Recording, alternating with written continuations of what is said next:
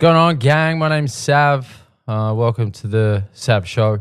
Today we're talking about how relationships, people, are like, or similar to bank accounts and the art of reciprocity. Now, little disclaimer before I kind of dive into the nuts and bolts, the meat and veg.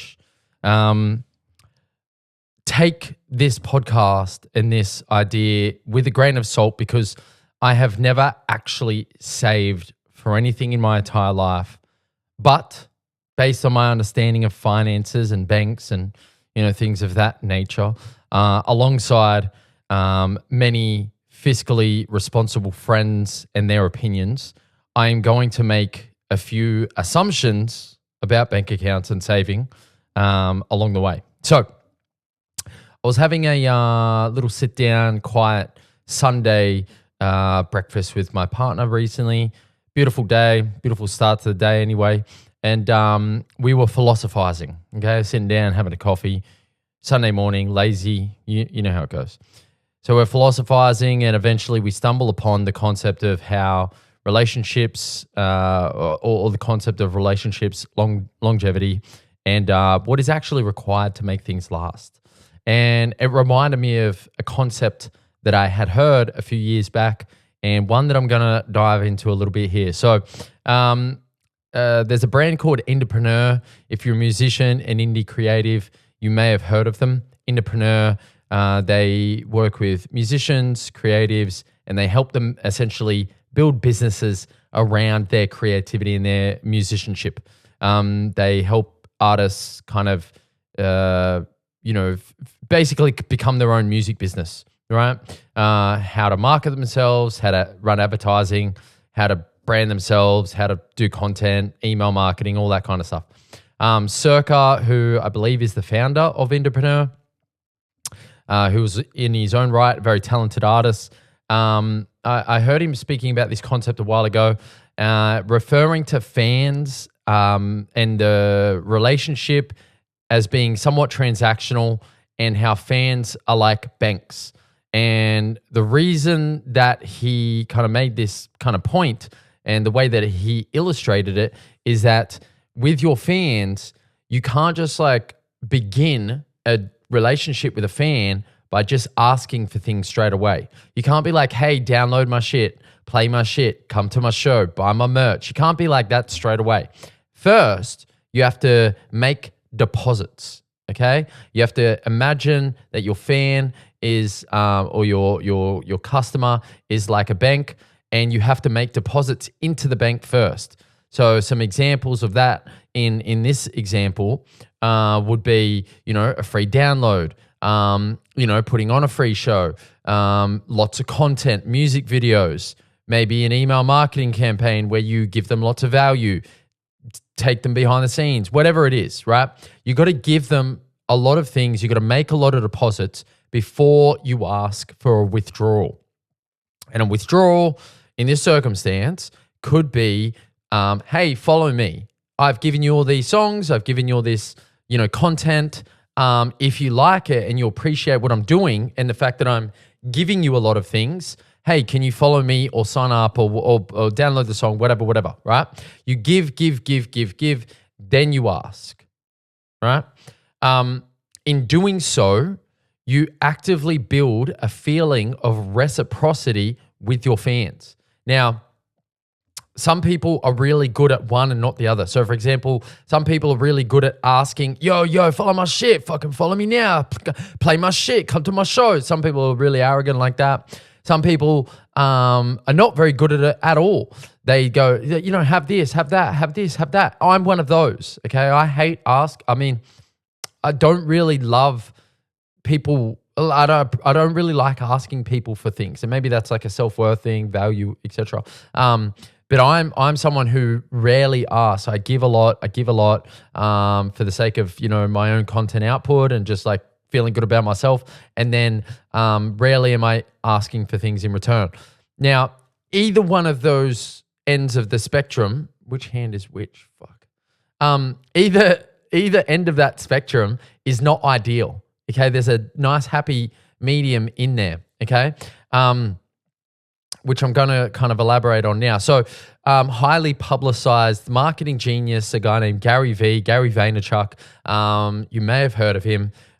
Super, outspoken marketing genius, content creator. I mean, he's super well known for his content. If you've ever been in the entrepreneur, music, creative, vlog your entire life kind of space, you know who Garry Vaynerchuk is. He put out a book in 2013, which is a bestseller, and he talked about customer acquisition. And one of the ways to get there is to do this thing, and this was the title of the book. It was jab, jab, jab, right hook. Okay, that was the name of the book, and the concept is jab, jab, jab means kind of like probe, prod, give, just kind of be in their face, and then you ask for the sale, or you build up enough reciprocity so that when you throw the right hook, when you ask for the sale, it doesn't feel like so much of an ask, right? Now, I kind of, trying to be a funny guy.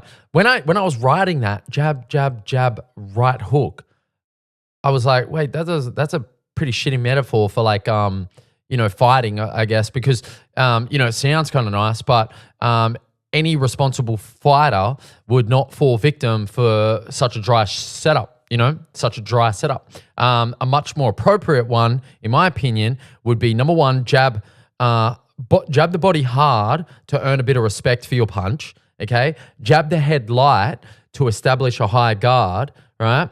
Then when you go to throw a light jab at the body, simultaneously come over the top with a overhand right. Once the guard comes down to the stomach, you then leave the head open. Now, that would be a much more strategic, profitable setup if you really wanted to get through the defenses. However, I do digress a little bit, and I'll get back to the point now. So the point I am trying to make is that relationships are like bank accounts. Okay, the goal is to make more deposits than you withdraw. If you do that often enough and for long enough, you end up with a big blossoming bounty that compounds into the stratosphere. Okay, now the goal is to deposit more than you withdraw. Okay, that makes sense, right? And then, but only then, should you start asking for things in return. Now, I know there's different caveats to this, and it depends on where you're at in life and who this person is, whatever. But if you really think about it, good, strong, healthy relationships with foundations that can withstand any adversity are kind of built like this, right? Now think about, and you right there, you in the camera. Sorry, just went out of focus. You right there, little point. Think about the people that you love the most, your family, your best friends, people you grew up with. Think about that person that is always there, right? That person that you call them at 3 a.m. Hey, I'm battling. I need some help. Hey, I'm moving house. I'm in a bit of a bind. Can you be, right? Now imagine if they asked you for something, okay? They've made all these deposits, they're always depositing into your life. Whenever you call them, they're there. Whenever you ask for money, they're there. Nothing is too much of a stress for them. Now imagine they ask for something big, right? Really big, like kind of stretches your own, ability to give, right? Imagine they were in dire need and asked for something that would potentially stretch you to your limits. Imagine that. The ask does not feel so big because you have all these transactions tallied up in your head. You're like, oh, I mean, they were there for that. They were kind of there for that. They gave me this. They were, and then all of a sudden, after some quick math, you feel that it is appropriate and responsible to approve the loan. All right, sticking with the bank metaphor. Now, I'm not trying to say that relationships are transactional, but they are kind of. All right, and I think we all can kind of agree with this on some level. Now, cast your imagination to someone who is on the opposite end of the spectrum. Someone in your life that you have probably discarded because they are these people, right? Someone who took but never gave. They asked for help and you obliged, but then when you were down, they were nowhere to be seen, right? How often would you lend to them before the credit risk becomes too much? My assumption is not much. Okay, you realize this is a credit risk. I'm never getting this money back. I ain't lending to them. You ain't getting my money. Okay, cool. I am a huge believer, me personally, I'm a huge believer in giving uncomfortably to people I care about. My fans, my family, my friends, people who I trust, people who I like want to give things to. I have no problem doing that because I know how much value that it creates and how much it can strengthen that bond, right? It is the art of reciprocity. There is a selfishness in the selflessness. There is a selfishness in that selflessness. In giving, they say, we receive, right? And I really believe that. I'll leave you people at home with this little story, something that happened recently. It is a small but not so insignificant example, right? Now, in December last year, I moved into my apartment, which I am currently in. The apartment came with a car space and a storage cage, right? That is a rare commodity in inner city Melbourne. Not only is it rare, it is exceptionally valued. The fact is made even more fascinating because I do not own a car. So I had this car space, no car to put it in, free space, right? After a few weeks of being in this apartment, I noticed people were posting up on the apartment notice board that they were looking to rent a car space. So I'd never heard of this. Apparently in inner city Melbourne and potentially in other big cities in the world, car space, super valuable. Didn't know it, now I know, right? They're asking, I'll pay $70 for a week. I'll pay $300 for a single month. I'll pay $250 for ongoing monthly hire, right? The idea, encouraged by my partner, spawned that I could make some side cash by hiring out this empty spot. I started responding to a few of the listings, and one girl ended up hiring the spot for 4 days. She paid me like $40, something like that, and it was a nice little reward, free money, right? Then around the Christmas time last year, I noticed someone desperate to find a space for a relative that was visiting. I think they said on the posting, like, really need a space, got someone coming to visit, 3 days, something like that, we'll pay anything kind of thing. Or not anything, but I think they were pretty willing to pay some money, right? I reached out and offered my spot for them to hire. They offered to pay and asked me how much I was thinking. Then I replied. I said to them, will it need to come in and out of the garage because I have a spot, but I only have one clicker / remote for the garage? They say, nah. And this is a text message that I'm reading off, which, maybe I'll put here, maybe I won't. We'll see what happens. And then they said, nah, I don't think they will need to, but I'm confirming with my friend now. How much are you thinking? And then I kind of stopped to think for a moment, right? I was like, I don't know what it was in me, but I was like, you know what? Whatever money they're going to offer me is not going to change my life, right? $100, $150, $200 for 3 days, right? That'd be nice. A little bit of extra side pocket money, but it's not going to change my life. $150 is not going to change my life. But then I had an idea, right? After considering, I realized that the money won't really change my life, but encouraging this stranger to pay it forward in some way just might make the world a slightly better place. So I replied to the person. I said, man, I don't need your money. That's okay. Just pay it forward, right? He said, oh man, that's very kind. Love the mindset, whatever. And, in that moment, I was just thinking, right, this money could help me, slightly that week, but it's not going to make the world necessarily a better place. But I like trying to make the world a better place. I like trying to put deposits in when and where I can.